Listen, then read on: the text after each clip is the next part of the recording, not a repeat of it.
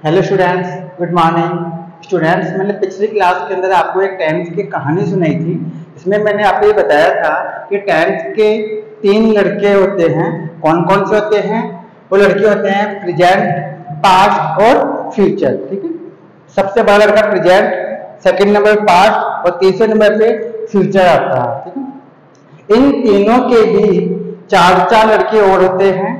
तो जो प्रेजेंट है उसके 4 लड़कों का जो नाम है वो क्या हो गया? Present indefinite, present continuous, present perfect और प्रेजेंट परफेक्ट कंटिन्यूअस। इस तरीके से इसी प्रकार यही चारों नाम पास्ट के साथ भी जुड़ जाते हैं। तो पास्ट इंडेफिनेट, पास्ट का बड़ा लड़का, पास्ट कंटिन्यूअस, पास्ट का दूसरा लड़का, पास्ट परफेक्ट, पास्ट का तीसरा लड़का और पास्ट परफेक्ट कंटिन्यूअस, पास्ट का चौथा लड़का, फोर्थ नंबर वाला लड़का। फ्यूचर इंडेफिनेट, फ्यूचर का पहला लड़का, फ्यूचर कंटिन्यूअस ये दूसरा लड़का है, फ्यूचर परफेक्ट ये तीसरा लड़का और फ्यूचर परफेक्ट कंटिन्यूअस ये चौथा लड़का। इस तरह से कुल मिलाकर के 12 टेंस होते हैं और आपकी जो अंग्रेजी है वो इन्हीं 12 टेंसों पर, इन्हीं 12 टेंस पे टिकी हुई है। ठीक है, अब सबसे इंपॉर्टेंट बात तो यह है कि किसी भी वाक्य का जब हम अंग्रेजी में अनुवाद करते हैं तो हमें उस वाक्य की 3 बातों का ध्यान रखना पड़ता है। अब 3 बातें कौन कौन सी होती है? पहली बात तो ये, उस वाक्य की पहचान करना कि वो वाक्य कौन से टेंस का है। ठीक है, उस वाक्य की पहचान करना कि वो कौन से टेंस का वाक्य है, मतलब वो वाक्य किस टेंस से रिलेशन रखता है, उसका किस टेंस के साथ रिश्ता है। ठीक है, पहली बात। दूसरी बात, उस टेंस के अंदर कौन सी हेल्पिंग वर्ब काम में आती है। कौन सी हेल्पिंग वर्ब मतलब सहायक क्रिया कौन सी काम में आती है। जैसे is, am, are, was, were, do, does, did, has, have, had, हर एक टेंस की अपनी अपनी अलग अलग हेल्पिंग वर्ब है, मतलब सहायक क्रियाएं होती है। ठीक है, 2 बातें हो गई। तीसरी बात होती है कि जो मेन वर्ब होती है, जो मुख्य क्रिया होती है, उसके कितने रूप होते हैं भाई? 3 रूप होते हैं, first from, second from, third from. ठीक है, जो मेन वर्ब होती है उसके मुख्य रूप से 3 रूप होते हैं। ठीक है, फर्स्ट फ्रॉम, सेकंड फ्रॉम और थर्ड फ्रॉम। जैसे गो, गो मतलब जाना, इसकी सेकंड फ्रॉम होती है went, WENT went. Third from होती है गॉन, मतलब गो, वेंट, गॉन। ठीक है, इसी प्रकार प्रत्येक क्रिया के जो भी हम कोई काम करते हैं, ठीक है, कोई भी हम वर्क करते हैं, कोई भी हम क्रिया करते हैं, उसको क्या बोलते हैं? Main verb. तो उसके 3 फॉर्म होते हैं, फर्स्ट फॉर्म, सेकंड फॉर्म और थर्ड फॉर्म। इसके अलावा एक चौथी फॉर्म और होती है जिसको हम कैसे तैयार करते हैं? फर्स्ट फॉर्म में ING ऐड करके। ठीक है, अगर हम फर्स्ट फॉर्म के अंदर जो क्रिया का पहला रूप होता है उसके अंदर अगर हम ING ऐड कर देते हैं, जोड़ देते हैं, तो वो चौथा रूप बन जाता है। ठीक है, तो इन्हीं तीनों बातों को हमने इस कहानी के अंदर आपके दर्शाया गया है यहाँ पर। तो प्रेजेंट इंडेफिनेट टेंस, इसकी पहचान होती है ता है, ती है, ते है, ये इसकी पहचान हो गई। ठीक है, इसकी सहायक क्रिया वैसे डू, डज होती है। ठीक, लेकिन इसके साधारण वाक्यों में केवल फर्स्ट फ्रॉम या फर्स्ट फ्रॉम के साथ एस या ईएस जोड़ा जाता है। ठीक है, साधारण वाक्य कौन से? आपके 3 तरह के सेंटेंस होते हैं। एक साधारण सिंपल जिसको बोलते हैं अफर्मेटिव सेंटेंस, दूसरा नेगेटिव नकारात्मक वाक्य जिसमें नहीं शब्द आता, तीसरा इंटरोगेटिव जिसमें कोई प्रश्न पूछा जाता है। ठीक है, तो क्वेश्चन मार्क वाला सेंटेंस इंटरोगेटिव सेंटेंस कहलाता है। तो जो सिंपल सेंटेंस होते हैं, जो साधारण वाक्य होते हैं, उसको हम अफर्मेटिव सेंटेंस कहते हैं। उसके अंदर डू, डज का प्रयोग नहीं किया जाता। इसके बारे में भी हम आगे विस्तार से अध्ययन करेंगे, लेकिन इतना सा समझ लीजिए, इस प्रेजेंट इंडेफिनेट टेंस और इस पास्ट इंडेफिनेट टेंस के साधारण वाक्यों में, मतलब इन 2 टेंसों के जो साधारण वाक्य होते हैं उसमें हेल्पिंग वर्ब काम में नहीं आती है। ठीक है, इसमें साधारण वाक्यों में, जबकि नेगेटिव मतलब नकारात्मक और इंटरोगेटिव और प्रश्नवाचक वाक्यों में इनकी हेल्पिंग वर्ब काम में आती है। केवल सिंपल मतलब अफर्मेटिव सेंटेंस के अंदर मतलब साधारण वाक्यों में हेल्पिंग वर्ब नहीं आती है। वैसे प्रेजेंट इंडेफिनिट टेंस की हेल्पिंग वर्ब होती है डू डज, जबकि पास्ट इंडेफिनिट टेंस की हेल्पिंग वर्ब होती है डिड। ठीक है, अब जब इनमें हेल्पिंग वर्ब काम में नहीं आती है तो सीधी सी बात है इनमें क्या काम में आएगा। ठीक है, तो फर्स्ट बात तो ये है कि जो प्रेजेंट इंडेफिनिट टेंस है इसमें डू डज के स्थान पर जो साधारण वाक्य होते हैं उसमें या तो फर्स्ट फॉर्म आएगी या फर्स्ट फॉर्म के अंदर एस या ईएस हम ऐड करते हैं। इसी प्रकार जो पास्ट इंडेफिनिट टेंस है इसके साधारण वाक्यों में हम केवल वर्ब की सेकंड फॉर्म काम में लेते हैं। इसके अलावा बाकी सभी टेंसों के अंदर चाहे से आपका अफर्मेटिव सेंटेंस हो मतलब साधारण वाक्य हो, चाहे नकारात्मक हो, चाहे प्रश्नवाचक वाक्य हो, ठीक है, हर एक टेंस के हर एक वाक्य के अंदर हेल्पिंग वर्ब काम में आती है, केवल इन दो टेंसों को छोड़कर। ठीक है, अगर दो टेंस को छोड़ दिया जाए तो बाकी कितने बचे? ये 10 टेंस बचे हैं जिनमें हेल्पिंग वर्ब प्रत्येक सेंटेंस में काम में लेते हैं, हर एक प्रकार के मतलब सेंटेंस में काम में लेते हैं हेल्पिंग वर्ब। ठीक है, तो इनकी पहचान हमने सबकी दे रखी है यहाँ पर, ता है, ती है, ते है, था, थे, थी, ठीक है, या गा, गे, गी, ये इसकी पहचान है। ठीक है, हम पढ़ते हैं, ये हमारा प्रेजेंट है मतलब वर्तमान काल है। हम पढ़ते थे, ठीक है, पढ़ते थे तो वो हमारा भूतकाल है मतलब वो हमारा पास्ट टेंस है। वह पढ़ेगा, अभी नहीं पढ़ता, वो अब स्कूल जाएगा, अभी स्कूल नहीं जाता, ठीक है, तो वो उसका फ्यूचर हो गया। कोई छोटा बच्चा तो हम कहेंगे अब ये स्कूल जाएगा तो वो उसका फ्यूचर हो गया, स्कूल में जाएगा, अभी फिलहाल वो स्कूल में जाने नहीं लगा। तो इस तरह से ये वर्तमान काल में ता है, ती है, ते है, पास्ट के अंदर था, थे, थी, या, ये, ई, फ्यूचर में गा, गे, गी। ठीक है, कोई काम अब भविष्य में होगा तो फ्यूचर, ठीक है, वो होता था तो वो पास्ट, और वो करता है तो वो प्रेजेंट। ठीक है, इसके अलावा इन तीनों में होता है कंटिन्यूस। कंटिन्यूस का मतलब होता है कंटिन्यूटी, मतलब लगातार अगर कोई काम चल रहा है, कोई काम कंटिन्यू अगर आपका हो रहा है तो उसको हम बोलते हैं कंटिन्यूस टेंस। ठीक है, अब कोई काम अभी प्रेजेंट में हो रहा है, ठीक है, जैसे वह पढ़ रहा है, वह सो रहा है, ठीक है, तो वो कौन सा टेंस हो गया? Present continuous. ठीक है, वह पढ़ रही है, ठीक है, वह खेल रही है, तो कोई काम वर्तमान में अभी जारी है।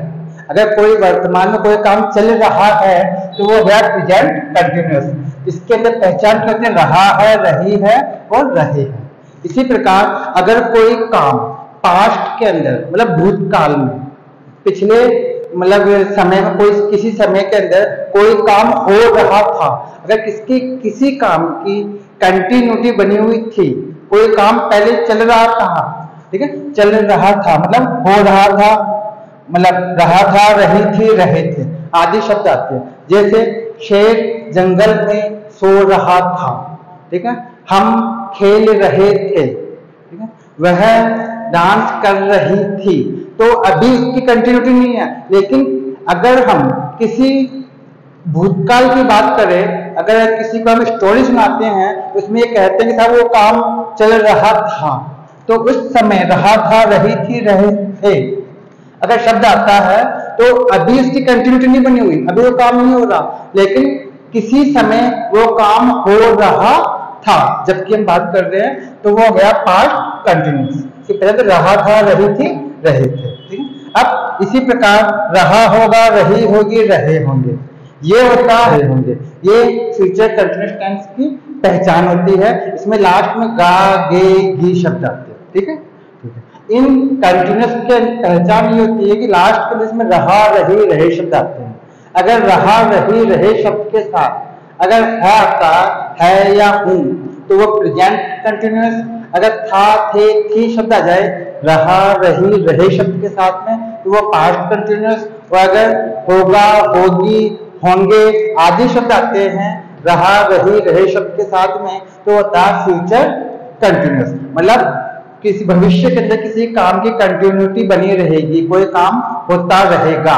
ठीक है, तो वो फ्यूचर कंटिन्यूअस। और कोई काम भूतकाल में हो रहा था तो वो पास्ट कंटिन्यूअस, और कोई काम अभी वर्तमान में हो रहा है तो वो प्रेजेंट कंटिन्यूअस। ठीक है। अब अगर इन्हीं पहचान के साथ अगर आपको ये ज्ञात हो कि कोई काम हो तो रहा है, अभी हो रहा है, या हो रहा था, या होगा, किसी समय हो रहा होगा, लेकिन किसी समय के साथ अगर दिया हुआ हो, ठीक है, समय के साथ ये कोई काम चल तो रहा लेकिन किस अवधि से चल रहा है या कब से हो रहा है, अगर आपको साथ में समय भी दिया हुआ हो तो वो केवल कंटिन्यूअस नहीं रह करके उसको हम बोलते हैं परफेक्ट कंटिन्यूअस।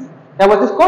Perfect continuous. तो देखेंगे आप ध्यान से, तो जो प्रेजेंट कंटिन्यूअस टेंस है इसकी और प्रेजेंट परफेक्ट कंटिन्यूअस टेंस की पहचान एक जैसी है, सेम है। इसमें देखो रहा है, रही है, रहे हैं, यहाँ पे क्या रहा है, रही है, रहे हैं, सेम है पहचान। ठीक है। इसी प्रकार पास्ट कंटिन्यूअस देखोगे आप, रहा था, रही थी, रहे थे।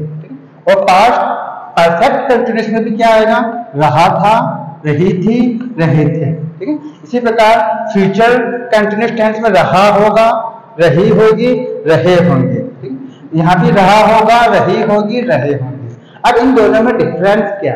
ठीक है। यहाँ पे मैं लिखा प्लस समय, समय, समय, टाइम। मतलब यहाँ पर कोई काम की कंटिन्यूटी तो बनी हुई है, लेकिन इसके अंदर आपको समय दिया हुआ होगा कि कोई काम कितने समय से हो रहा है या कब से चल रहा है। ठीक है। इसमें समय मतलब टाइम ऑफ पीरियड दिया गया होता कि कोई काम जैसे 2 घंटे से चल रहा है या 3 घंटे से चल रहा है, या कोई काम किसी मार्च के महीने से चल रहा है या जुलाई से चल रहा है। जैसे हम कहते हैं कि मोहन 2 घंटे से अंग्रेजी पढ़ रहा है। ठीक है। हम 3 बजे से अंग्रेजी पढ़ रहे हैं। सीता 2 घंटे से खाना पका रही थी। ठीक है। रहा था, रही थी, रहे थे, पका रही थी। कितने बजे से? 2 बजे से या 2 घंटे से खाना पका रही थी। तो इसमें क्या गया? ये समय आ गया। ठीक है। अगर हमें कोई काम की कंटिन्यूटी तो बनी हुई है, लेकिन कब से वो काम हो रहा है, या तो उसका टाइम पीरियड दिया गया हो 2 घंटे से 3 घंटे से 4 घंटे से 4 दिन से 5 दिन से, या 1 महीने से 2 महीने से, इस प्रकार से आपको कोई समय दिया हुआ हो, या आपको कोई काम का फिक्स समय दिया गया हो, जैसे मंडे से किसी दिन का नाम, किसी महीने का नाम, कोई डेट दे रखी हो। ठीक है। इस तरह से आपको निश्चित समय दिया हुआ भी हो सकता है और समय की अवधि भी दी हुई होती है। और इस समय के लिए, ठीक है, समय के लिए हम इसमें सिंस या फॉर का प्रयोग करते हैं। इसके बारे में मैं अगली क्लास में आपको बताऊंगा। ठीक है। देखो कंटिन्यूअस टेंस के 3 टेंस हो गए, प्रेजेंट कंटिन्यूअस, पास्ट कंटिन्यूअस और फ्यूचर कंटिन्यूअस। अगर आप ध्यान से देखेंगे इन तीनों टेंसों में क्रिया का मतलब जो मेन वर्ब है उसका चौथा रूप काम में लिया जा रहा है। यहाँ भी देखेंगे आप तो फर्स्ट फॉर्म प्लस आईएनजी, यहाँ भी फर्स्ट फॉर्म प्लस आईएनजी, यहाँ भी फर्स्ट फॉर्म प्लस आईएनजी। यहाँ भी है तो कंटिन्यूअस, लेकिन यहाँ पे परफेक्ट कंटिन्यूअस है तो इसमें टाइम दिया हुआ होता, लेकिन कंटिन्यूअस होने की वजह से इसमें भी first form plus I N G, first form plus I N G और फर्स्ट फॉर्म प्लस आईएनजी। इस प्रकार इन तीनों टेंसों में भी फर्स्ट फॉर्म प्लस आईएनजी काम में लेते हैं, और जो केवल कंटिन्यूअस है उनमें भी अपन फर्स्ट फॉर्म प्लस आईएनजी लेते हैं। इसी प्रकार आपके टोटल 12 टेंस में से 6 टेंस ऐसे होते हैं इसमें क्रिया का चौथा रूप काम में लेते हैं, मतलब फर्स्ट फॉर्म प्लस आईएनजी हम लगाते हैं। ठीक है। अब हम बात करते हैं इनके तीसरे बेटे की। ठीक है। प्रेजेंट का जो 3rd नंबर का जो लड़का है, तीसरा जो लड़का है वो कौन है? परफेक्ट। देखिए फर्स्ट लड़का इंडेफिनेट, सेकंड लड़का कंटिन्यूअस और 3rd लड़का होता परफेक्ट। इसी प्रकार पास्ट का भी 3rd नंबर का जो लड़का है वो है परफेक्ट, फ्यूचर का भी जो 3rd नंबर का जो लड़का है वो है परफेक्ट, फ्यूचर परफेक्ट। ठीक है। तो ये 3rd नंबर पर आने के कारण इसमें हम 3rd फॉर्म काम में लेते हैं। क्या कौन सी फॉर्म काम लेते हैं? 3rd फॉर्म काम में लेते हैं। और अगर कोई काम जस्ट कंप्लीट हुआ है, कोई काम जस्ट पूरा हो चुका है, जैसे मैं पढ़ चुका हूँ, ठीक है, मैं क्रिकेट खेल चुका हूँ, तो जस्ट वो कोई काम कंप्लीट मतलब पूरा कर चुका है। तो अगर जस्ट कोई काम हुआ ही है, पूरा हो चुका है, तब हम परफेक्ट टेंस मानते हैं, ठीक है। अगर हम ये कहेंगे कोई काम जस्ट पूरा हो चुका था, ठीक है, जस्ट कोई काम पूरा हुआ था, चुका था, चुकी थी, चुके थे, तब हम कौन सा टेंस मानते हैं? Past perfect tense. कौन सा? पास्ट परफेक्ट टेंस मानते हैं। इसमें भूतकाल का भाव है कि कोई काम हो चुका था, वह जा चुका था, ट्रेन जा चुकी थी, ठीक है, पेशेंट मतलब मर चुका था, ठीक है, हम दिल्ली जा चुके थे, ठीक है। तो इस तरह से चुका था, चुकी थी, चुके थे, इनके अंदर हम कौन सा टेंस मानेंगे? पास्ट परफेक्ट टेंस, ठीक है। अगर निकट भविष्य में कोई काम हो चुका होगा, ठीक है, तो चुका होगा, चुकी होगी, चुके होंगे, ठीक है, तब हम कौन सा टेंस मानते हैं? Future perfect tense, future perfect tense. और इस परफेक्ट के तीनों टेंसों में मतलब प्रेजेंट परफेक्ट, पास्ट परफेक्ट और फ्यूचर परफेक्ट, इन तीनों में हम थर्ड फॉर्म काम में लेते हैं, ठीक है। तो समझ में आ गया? तो परफेक्ट में थर्ड फॉर्म काम में लेते हैं, ठीक है। कंटिन्यूअस वाले जो टेंस है 6 टेंस, परफेक्ट कंटिन्यूअस वाले 3 और कंटिन्यूअस वाले 3, ठीक है। तो 3 + 3 कितने हो गए? 6। तो 6 टेंस, जो 6 टेंस होते हैं उसमें अपन क्रिया का चौथा रूप काम में लेते हैं, मतलब फर्स्ट फ्रॉम प्लस आएंगे, ठीक है। कितने टेंस हो गए? 9। अब बच गए 3 tense, present indefinite, past indefinite और फ्यूचर इंडेफिनिट। इन तीनों में ध्यान समझना, इन तीनों में ये फर्स्ट फ्रॉम काम में लेते हैं हेल्पिंग वर्ब के साथ। हेल्पिंग वर्ब के साथ कौन सी फॉर्म आती है? हमेशा फर्स्ट फ्रॉम। देखिए ध्यान समझना, डू डज के साथ फर्स्ट फॉर्म काम में आती है। पास्ट इंडेफिनिट टेंस में डिड के साथ फर्स्ट फॉर्म काम में आती है। डिड के साथ मतलब जो इसकी हेल्पिंग वर्ब है डिड, इसके साथ फर्स्ट फॉर्म काम में आती है। जो फ्यूचर इंडेफिनिट टेंस है इसमें भी शैल और विल जो हेल्पिंग वर्ब है इसके साथ में फर्स्ट फॉर्म ही काम में आती है, ठीक है। अब मैंने ये कहा हेल्पिंग वर्ब के साथ फर्स्ट फॉर्म आती है, लेकिन इस पास्ट इंडेफिनिट टेंस के साधारण वाक्य जो सिंपल सेंटेंस होते हैं उसमें साधारण वाक्यों में केवल सेकंड फॉर्म लगाते हैं, उसमें हम डिड का प्रयोग ही नहीं करते, उसमें डिड ही नहीं आएगी। तो डिड ही नहीं आएगा तो फर्स्ट फॉर्म कैसे आएगी? तो केवल साधारण वाक्यों में सेकंड फॉर्म लगाते हैं। ये एकमात्र ऐसा टेंस होता है, कौन सा टेंस? Past indefinite tense. केवल इसके साधारण वाक्यों में सेकंड फॉर्म काम में लेते हैं, सेकंड फॉर्म नहीं है, लेकिन नकारात्मक और प्रश्नवाचक वाक्यों में डिड काम में लेते हैं और डिड के साथ हमेशा फर्स्ट फॉर्म ही काम में लेंगे, ठीक है। इसी प्रकार इसके अंदर भी फर्स्ट फॉर्म काम में लेते हैं, लेकिन साधारण वाक्यों में इसमें भी डू डज का प्रयोग नहीं करते, डू डज का प्रयोग नहीं करते हैं। केवल या तो वर्ब की फर्स्ट फॉर्म आएगी या फिर फर्स्ट फॉर्म में एस या ईएस जोड़ा जाता है। अब कब जोड़ा जाता है इसके बारे में अभी हम देखते हैं, ठीक है। तो समझ में आ गया आपको? इस पूरे चार्ट को आप नोट कर लीजिए। इसमें प्रत्येक टेंस की पहचान, प्रत्येक टेंस की हेल्पिंग वर्ब और प्रत्येक टेंस के अंदर क्रिया का रूप कौन सा काम में आता है उसके बारे में बतलाया गया है, ठीक है। इस चार्ट की सहायता से आप किसी भी वाक्य की अंग्रेजी में अनुवाद कर सकते हैं बड़ी आसानी से, ठीक है। साफ कर दे इसको, समझ में आ गया इतना? ठीक है। अब देखिए इस टेंस के चार्ट के अलावा कुछ मैं आपको नियम बता रहा हूं, तो उन नियमों को आप अगर ध्यान से समझ लेंगे तो आपको पूरे टेंस की जानकारी हो जाएगी, ठीक है। पहला नियम, प्रेजेंट इंडेफिनिट के साधारण वाक्यों में डू डज का प्रयोग नहीं किया जाता है। मतलब प्रेजेंट इंडेफिनिट जैसे मैंने बताया भी था आपको अभी सारणी के अंदर कि जिसके अफर्मेटिव सेंटेंस होते हैं, जो सिंपल सेंटेंस होते हैं, उनमें डू डज का प्रयोग नहीं करते हैं, ठीक है। इसके स्थान पर भैया अगर डू डज अगर नहीं आता तो क्या करेंगे हम? तो इसके स्थान पर एक वचन कर्ता, मतलब अगर आपका सब्जेक्ट सिंगुलर हो, एक वचन हो, सब्जेक्ट क्या हो? सिंगुलर जब एक वचन हो तो फर्स्ट फॉर्म के साथ एस या ईएस जोड़ा जाता है। एस या ईएस का बहुवचन हो तो केवल फर्स्ट फॉर्म ही आती है, उसमें एस ईएस नहीं जोड़ते। ठीक है, अब यहाँ पर ध्यान देने वाली बात यह है कि मान लीजिए आपका कर्ता, ठीक है, आपका जो कर्ता है वो एक वचन है। अब मैंने ये कहा कि अगर कर्ता एक वचन है तो इसमें या तो एस जुड़ेगा या फिर ईएस जुड़ेगा। अगर कर्ता सब्जेक्ट एक वचन है, सिंगुलर है, तो फर्स्ट फॉर्म के अंदर हम एस या ईएस जोड़ते हैं। लेकिन सवाल ये पैदा होता है कि हम एस जोड़ेंगे या ईएस जोड़ेंगे। इसके लिए मैंने एक विशेष नोट दिया है, यदि फर्स्ट फॉर्म वाली जो मीनिंग है, जो स्पेलिंग होती है फर्स्ट फॉर्म वाली, उसके अंत में, ठीक है, मीनिंग के अंत में एस एच, सी एच, ओ या एक्स दिया हुआ हो, ठीक है, इनमें से कोई शब्द हो, ठीक है, एस एच, सी एच, ओ या एक्स, इनमें से कोई शब्द हो, तब तो हम उसको ई एस, इसके लिए क्या जोड़ेंगे, ई एस जोड़ेंगे।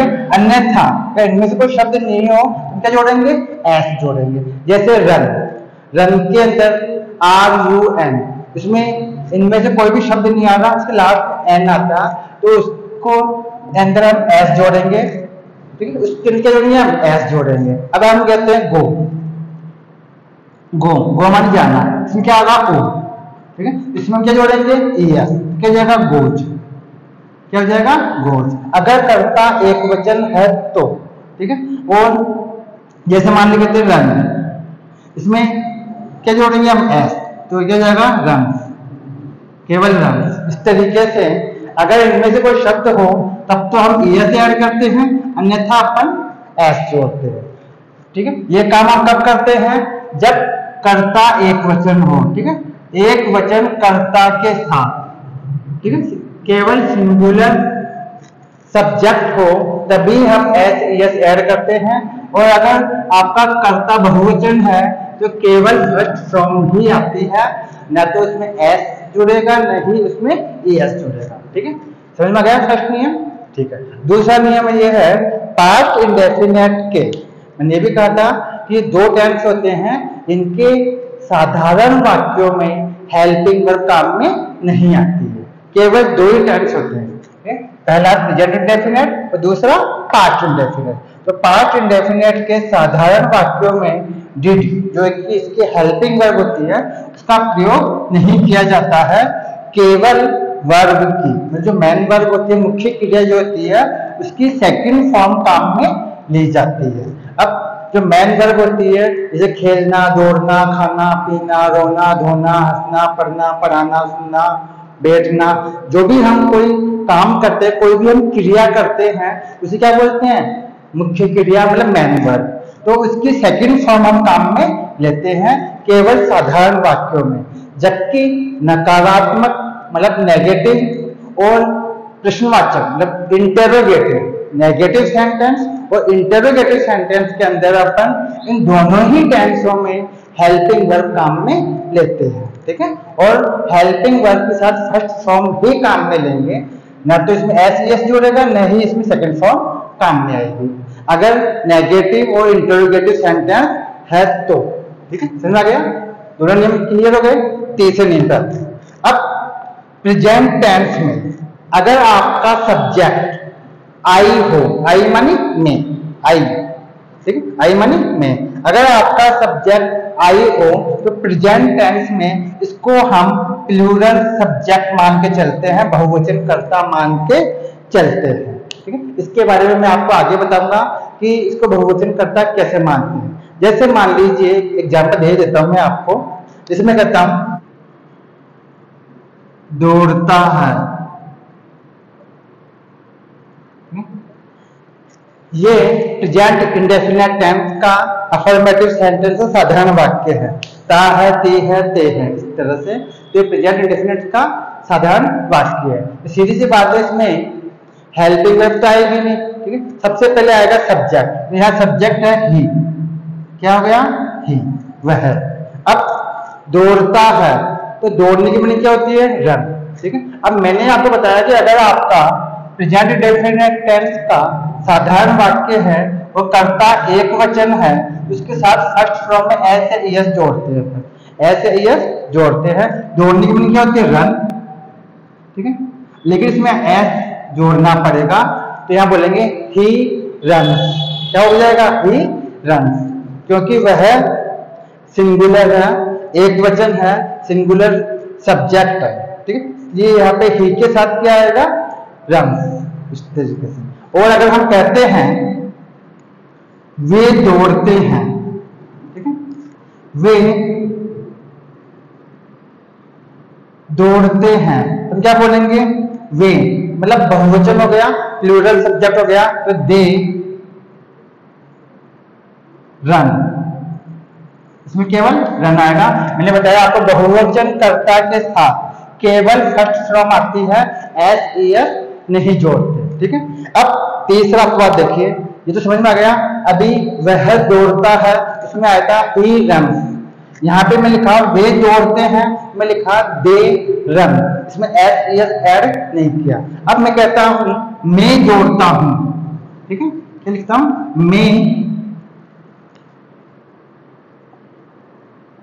दौड़ता हूं, मैं दौड़ता हूं, ठीक। अब देखिए मैं, वैसे तो सिंगुलर है, इसका मतलब मैं अकेला हूं, सिंगुलर पर्सन हूं, इसकी मीनिंग होती है आई, ठीक है, क्या होगी? आई, ठीक है। अब आप कहेंगे सर एक वचन करता है, इसके साथ फर्स्ट फॉर्म के अंदर एस या ईएस जुड़ना चाहिए, ये आई मानी मैं, तो एक वचन हुआ, सिंगुलर सब्जेक्ट हुआ, इसके साथ एस या ईएस जुड़ना चाहिए। लेकिन मैंने यहाँ पर एक अपवाद बताया आपको एक, कि प्रेजेंट टेंस में आई को बहुवचन कर्ता माना जाता है, इसलिए बहुवचन कर्ता होने के नाते, वैसे सिंगुलर है, लेकिन इस टेंस के अंदर, प्रेजेंट टेंस के अंदर आई को बहुवचन कर्ता मतलब प्लूरल सब्जेक्ट मानने की वजह से इसमें एस या ईएस ऐड नहीं करेंगे, तो लिखेंगे केवल आई रन, आई रन। इस आई के अलावा जो भी सिंगुलर सब्जेक्ट होता है सबके साथ, ठीक है, मैन वर्ब में एस या ईएस जुड़ेगा, और अगर बहुवचन करता है, प्लूरल सब्जेक्ट है, तो इसमें एस या ईएस ऐड नहीं होगा। समझा गया? इसी प्रकार जैसे मान लीजिए एक और एग्जांपल लेते हैं इसी के अंदर, इसी का उदाहरण थर्ड पॉइंट को, वैसे प्रेजेंट जो परफेक्ट टेंस होता है उसके अंदर दो हेल्पिंग वर्ब आती है, हेज और हैव, ठीक है, हेज और हैव।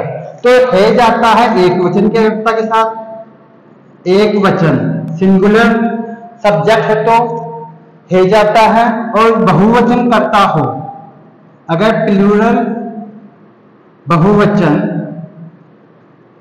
करता हो तो आप लगाते हैं हैव, ठीक है। लेकिन आई के साथ, वैसे तो आई क्या सिंगुलर है, लेकिन आई के साथ हम क्या लगाते हैं? हैव लगाते हैं, क्योंकि प्रेजेंट टेंस के अंदर आई को हम बहुवचन कर्ता मान करके चलते हैं, इसलिए आई के साथ हम हैव का प्रयोग करेंगे। वैसे हैव आता है प्लूरल सब्जेक्ट के साथ, बहुवचन कर्ता के साथ तो हैव आता है, और एक वचन कर्ता के साथ में हेज आता है, लेकिन आई सिंगुलर सब्जेक्ट होने के बावजूद भी इसके साथ हम किसका प्रयोग करेंगे? हैव का प्रयोग करेंगे, ठीक है। अब इसके बारे में हम आगे और व्यू करेंगे भी, आपको सिर्फ मैं एग्जाम्पल देते हुए इसकी एक्सप्लेन करूंगा आगे नेक्स्ट क्लास के अंदर। तो समझ में आ गया? कोई दिक्कत है?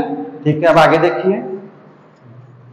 अब देखिए नेक्स्ट नियम है आपके फोर्थ नियम, परफेक्ट कंटिन्यूअस के तीनों टेंस।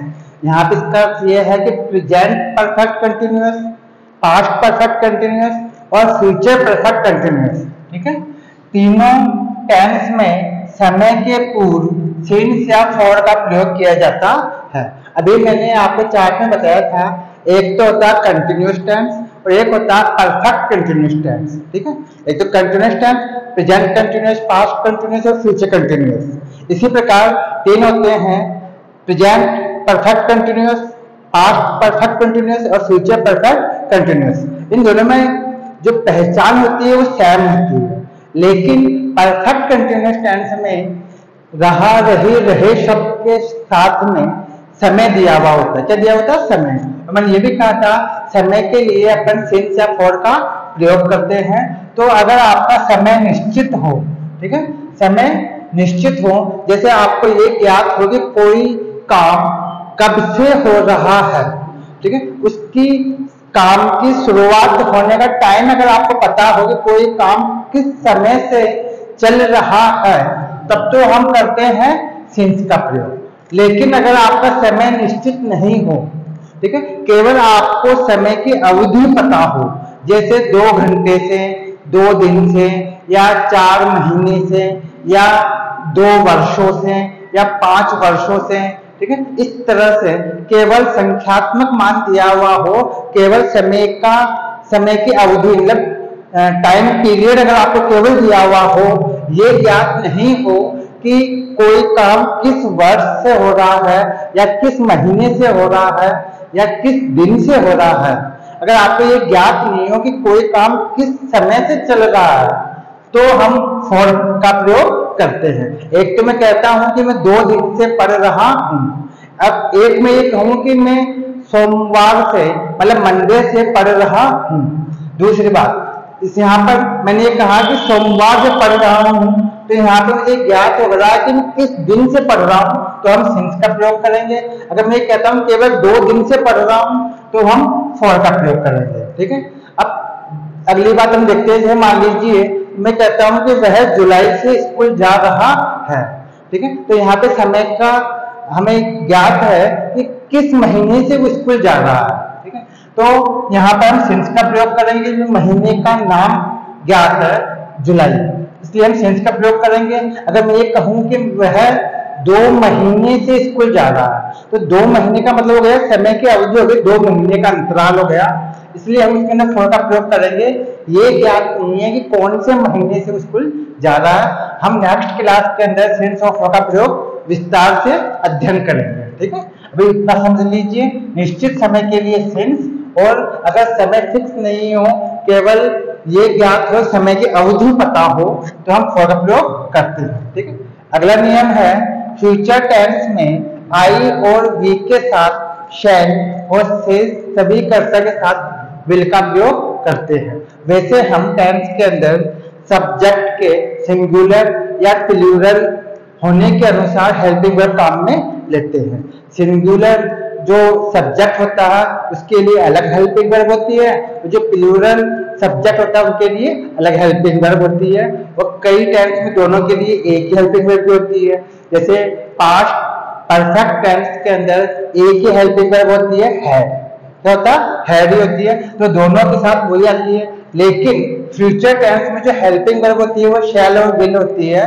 तो आई और बी अगर सब्जेक्ट हो तब तो हम शैल का प्रयोग करेंगे हेल्पिंग वर्ब के रूप में, और अगर इन के अलावा और कोई सब्जेक्ट हो, कोई दूसरा सब्जेक्ट हो, अन्य सब्जेक्ट हो, अदर सब्जेक्ट हो, जैसे यू आ गया, किसी स्टूडेंट्स आ गया, बॉयज आ गया, ठीक है, या कोई मतलब गर्ल्स के बारे में बात करते हैं, या कोई नाम दिया हुआ हो, ठीक है, तो बाकी सभी जो भी आपके सब्जेक्ट होते हैं सबके साथ क्या आएगा, विल का प्रयोग होगा, ठीक है। एक लास्ट में हम एक फार्मूला बता रहा हूं मैं आपको। इस फार्मूले की सहायता से आप किसी भी टेंस के सेंटेंस को आसानी से अंग्रेजी में अनुवाद कर सकते हो, किसी भी वाक्य को आप अंग्रेजी में अनुवाद कर सकते हो।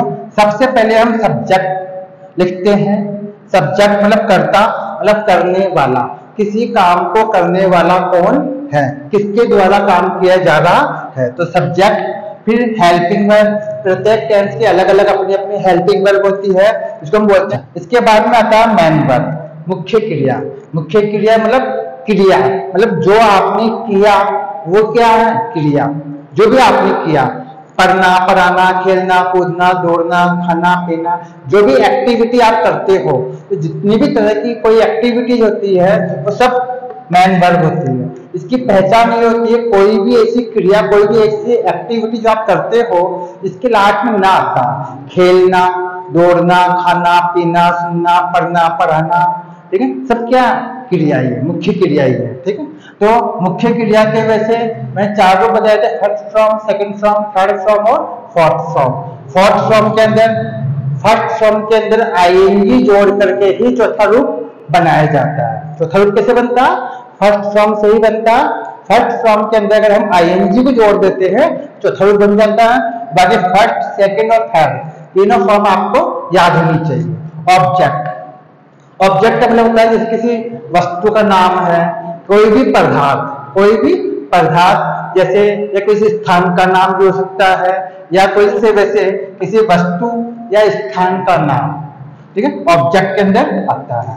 अब अदर मतलब अन्य, तो वाक्य में इन सबको छांटने के पश्चात, इन सबको चूज करने के बाद, सब्जेक्ट आपने चुन लिया, हेल्पिंग वर्ब देख ली, मैन वर्ब देख ली, ऑब्जेक्ट देख लिया, इन सबके बाद लास्ट में जो शेष भाग बच जाता है सेंटेंस का, उसको हम लास्ट में डाल देते हैं, ठीक है, जिसमें समय भी होता है। जैसे सिंस और फॉर का प्रयोग करते हैं तो क्या लिखेंगे हम? लास्ट में लिखेंगे समय से पहले, ठीक है। जैसे वह 2 घंटे से पढ़ रहा है, तो समय आ गया 2 घंटे, उसके लिए हम लिखेंगे फॉर 2 आवर्स, ठीक है। वह मंडे से पढ़ रहा है, हम बोलेंगे सिंस मंडे, ठीक है। तो मैं समझता हूँ आपको ये सभी नियम शायद समझ में आ गए होंगे। नेक्स्ट क्लास में हम पढ़ेंगे सिंस और फॉर का प्रयोग विस्तार से, और फिर नेक्स्ट क्लास में मैं आपको इनको एग्जाम्पल से पूरे टेंस को समझाएंगे हम आपको। तो मैं समझता हूँ समझ में आ गया इतना भी, ठीक है। फिर मिलेंगे नेक्स्ट क्लास में। नमस्कार।